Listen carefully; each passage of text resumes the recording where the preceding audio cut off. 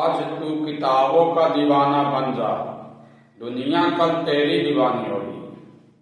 आज तू किताबों का दीवाना बन जा, दुनिया कल तेरी दीवानी होगी। सही बात है दोस्तों। जो किताबों से दिल लगा लेता है उसे किताब कभी नहीं धोखा देती है। जय हिंद दोस्तों, मैं Virat sir, knowledge motivation blogs में आपका स्वागत है। टारगेट मैट्रिक बिहार बोर्ड परीक्षा, जो भी इससे पहले पूरा संस्कृत किताब, ट्यूशन का प्रश्नोत्तर और पूरा संस्कृत व्याकरण पाठ बाई पाठ एवं पूरा हिंदी किताब गोधूली और वर्णिका का प्रश्नोत्तर नहीं देखे हैं तो कृपया इस चैनल KMB मस्ती पर जाइए। वहाँ सभी चैप्टर का प्रश्नोत्तर चैप्टर वाइज मिल जाएगा, जिसे जरूर से जरूर हर बार रिवीजन करते रहिए, क्योंकि मैट्रिक वर्ग 10वां का परीक्षा में सारा प्रश्न यहीं से पूछा जाता है। तो आज हम मैट्रिक वर्ग 10वां का हिंदी व्याकरण का पार्ट 2 का प्रश्नोत्तर करने वाले हैं, जो परीक्षा की दृष्टि से बहुत जरूरी है। तो समय न गवाते हुए, क्योंकि वक्त कम है, जितना दम है उतना लगा दो। कुछ लोगों को मैं जगाता हूँ, कुछ लोगों को आप जगा दो। तो ये रहा आज का सारा प्रश्न। हिंदी ग्रामर यानी हिंदी व्याकरण का पार्ट 2, पार्ट 1 पहले हो चुका है। जो नहीं देखे हैं कृपया जाकर देख लीजिए इस चैनल पर। पार्ट 2 का पहला क्वेश्चन है, उस व्यंजन को संघर्षी व्यंजन भी कहा जाता है, जिसकी संख्या कितनी होती है? 4 होती है। क्वेश्चन इस तरह आएगा, उस व्यंजन को और किस नाम से जाना जाता है? तो संघर्षी व्यंजन। क्वेश्चन इस तरह भी आ सकता है, फिर उस व्यंजन या संघर्षी व्यंजन की संख्या 4 है तो कौन कौन है? तो तलवसा, मूर्धन्यसा, दंतिसा और हा। क्वेश्चन नंबर 2, श्वास जिसे प्राण वायु भी कहते हैं, श्वास की मात्रा के आधार पर वर्ण के कितने भेद होते हैं? यानी वर्ण कितना प्रकार का होता है? उत्तर 2 प्रकार का है। कौन कौन? अल्प प्राण व्यंजन या महाप्राण व्यंजन। क्वेश्चन नंबर अगला हो जाएगा, श्वास की मात्रा के आधार पर वर्ण 2 प्रकार के कौन कौन होते हैं? तो अल्प प्राण व्यंजन और दूसरा महाप्राण व्यंजन। इस तरह है, जो पेड़ के रूप में बताया गया है, बहुत बढ़िया से समझा के। हिंदी व्याकरण में कुल वर्ण की संख्या 52। वर्ण का कितना प्रकार? 2 प्रकार, स्वर वर्ण और व्यंजन वर्ण। स्वर वर्ण की संख्या 11। 11 कौन कौन? आ, अकरा, हर्षाई, दुर्गाई, हर्षाऊ, दुर्गाऊ, री, ए, ओ और औ। स्वर वर्ण की संख्या 11 होती है। जो कौन कौन स्वर वर्ण की संख्या 11 होती है? ये 11 स्वर वर्ण कौन कौन है? तो हो जाएगा आ, अकरा, हर्षाई, दुर्गाई, हर्षाऊ, दुर्गाऊ, री, ए, ओ, औ। अब आगे आइए, स्वर वर्ण जो खुद एक वर्ण का प्रकार है, उसका भी 2 प्रकार होता है। कौन कौन? तो मूल स्वर और संयुक्त स्वर। अब मूल स्वर कौन कौन है? तो आइए देखते हैं। मूल स्वर की संख्या 8 होती है। अब 8 मूल स्वर कौन कौन है? तो आ, अकरा, हर्षाई, दुर्गाई, हर्षाऊ, दुर्गाऊ, ए, ओ। स्वर वर्ण का दूसरा रूप है, दूसरा प्रकार है संयुक्त स्वर। संयुक्त मतलब मिला हुआ होता है या मिश्रित, इसलिए संयुक्त स्वर की संख्या 2 होती है। कौन कौन? ए और औ। ए किससे मिलकर बनता है? तो आ प्लस ए। आ और ए मिलने से आई का निर्माण होता है, और आ प्लस ओ बराबर आओ, यानी आ और ओ को मिलने से औ का निर्माण होता है। अब आइएगा, यहाँ पर ध्यान से देखिएगा, मूल स्वर के कितना प्रकार? मूल स्वर जो खुद स्वर वर्ण का रूप है, उसका भी 3 प्रकार होता है। तो 3 प्रकार कौन कौन होता है? ह्रस्व स्वर, दीर्घ स्वर, प्लुत स्वर। ह्रस्व स्वर की संख्या कितनी होती है? 4 होती है। दीर्घ स्वर की संख्या कितनी होती है? 7 होती है। और प्लुत स्वर, इसको पुकारने में प्रयोग किया जाता है, इसका यूज। क्लियर हो गया इधर स्वर वर्ण का पूरा रूप। अब आते हैं व्यंजन वर्ण। किताबी भाषा में व्यंजन वर्ण की संख्या 33 होती है। लेकिन अलग तरह से पढ़िएगा पूरा गहराई रूप से डीपली में अदर कंपटीशन के लिए, बड़े बड़े परीक्षा के लिए, तो उसमें टोटल व्यंजन वर्ण की संख्या 41 हो जाएगी। लेकिन फिलहाल मैट्रिक तक के पढ़ाई में 33 याद रखिएगा। व्यंजन वर्ण की संख्या 33।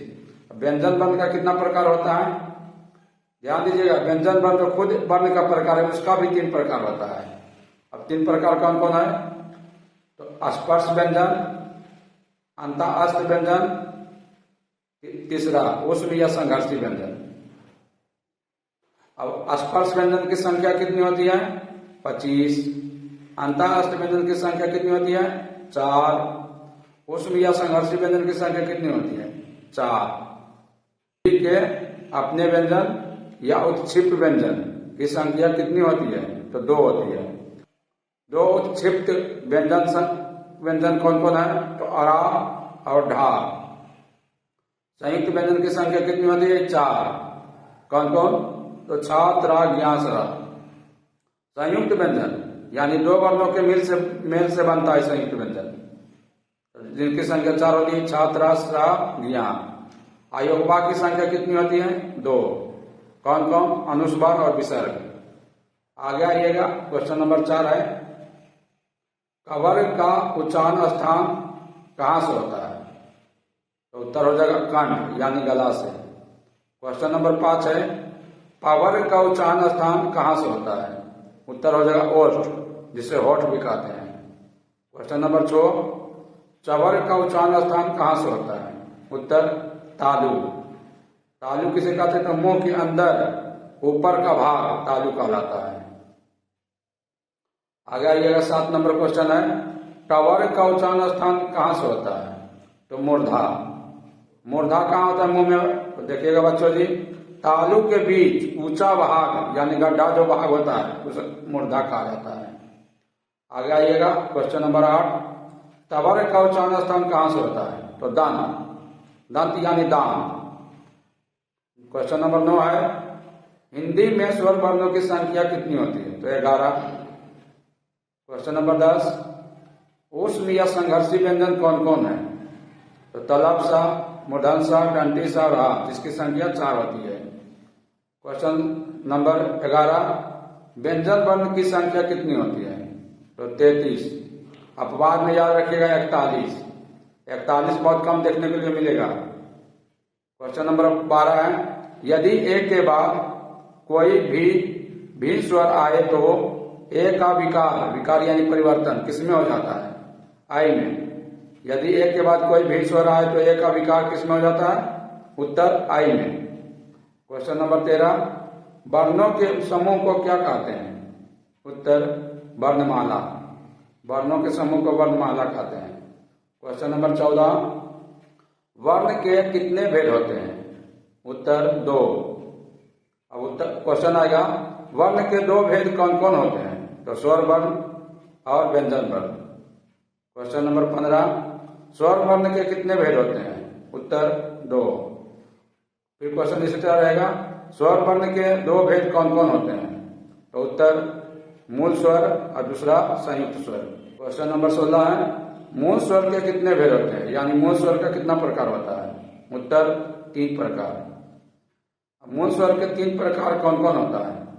उत्तर ह्रस्व स्वर, दीर्घ स्वर और प्लुत स्वर, जिसके ऊपर भी बता रखे हैं। क्वेश्चन नंबर 17 हो जाएगा व्यंजन वर्ण के कितने भेद होते हैं? यानी कितना प्रकार होता है? तो 3। उत्तर हो जाएगा 3। व्यंजन वर्ण के कितना प्रकार होता है? उत्तर 3।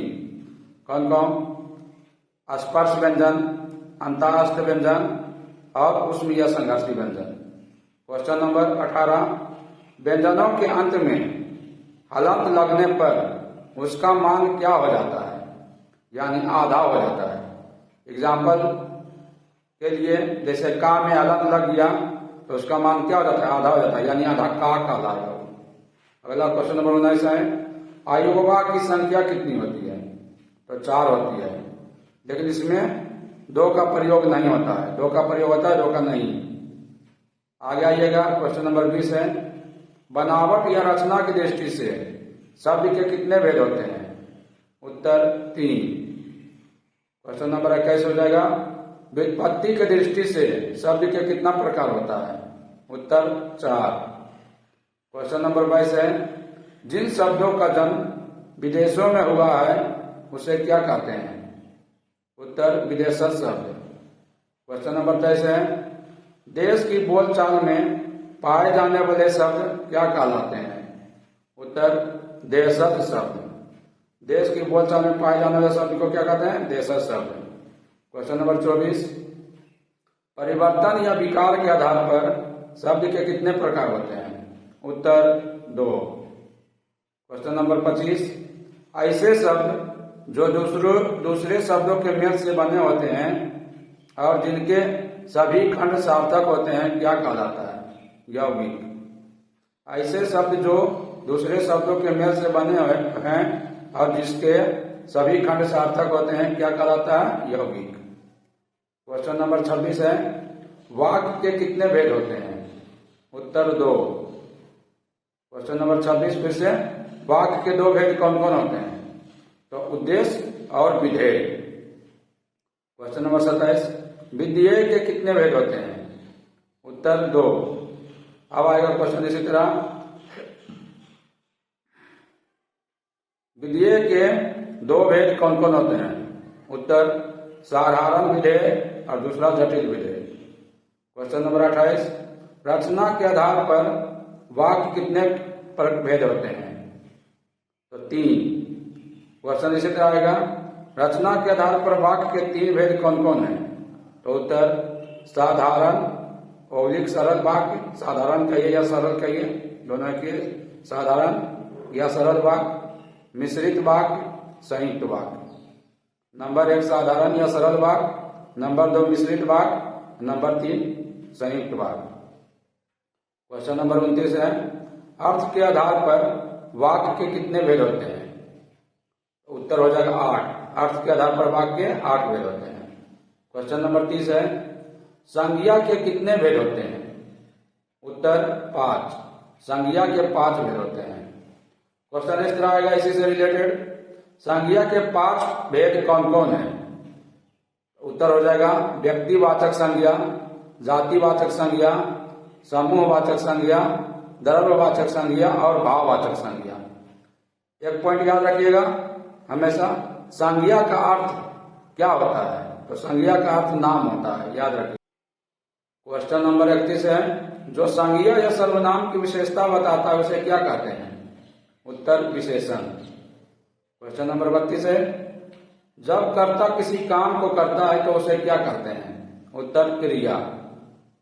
क्वेश्चन नंबर 33, जब संज्ञा शब्द से किसी व्यक्ति या वस्तु के गुण, धर्म, स्वभाव इत्यादि का बोध हो उसे क्या कहते हैं?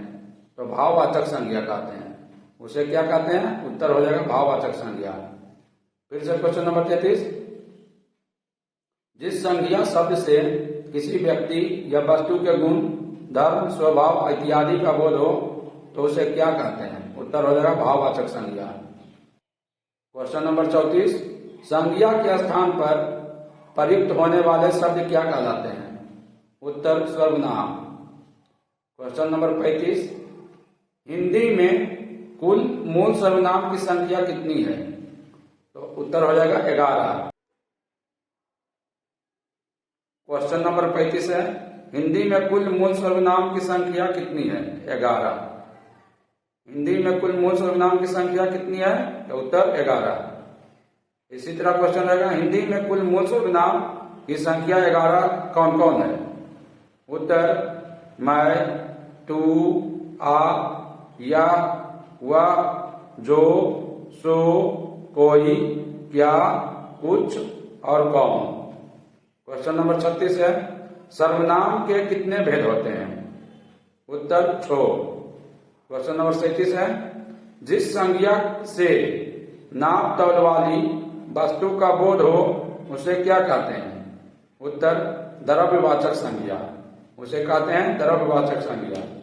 तो बेग दोस्तों, मिलते हैं अगले वीडियो में अगले पार्ट के साथ। जब तक हमेशा हाल में कहीं भी किसी भी समय रिवीजन करते रहिए, क्योंकि कहा गया है जैसा रिवीजन वैसा डिवीजन। अर्थात आप जैसा रिवीजन करते हैं वैसा डिवीजन पाते हैं। इसलिए हमेशा हर हाल में रिवीजन करते रहिए। एक बात और दोस्तों, जो आगे आने वाली मोटिवेशन है, जब तक परीक्षा खत्म ना हो जाए तब तक पढ़ाई करते रहिए, क्योंकि ये दुनिया मेहनत नहीं रिजल्ट देखती है। जय हिंद दोस्तों। Okay bye.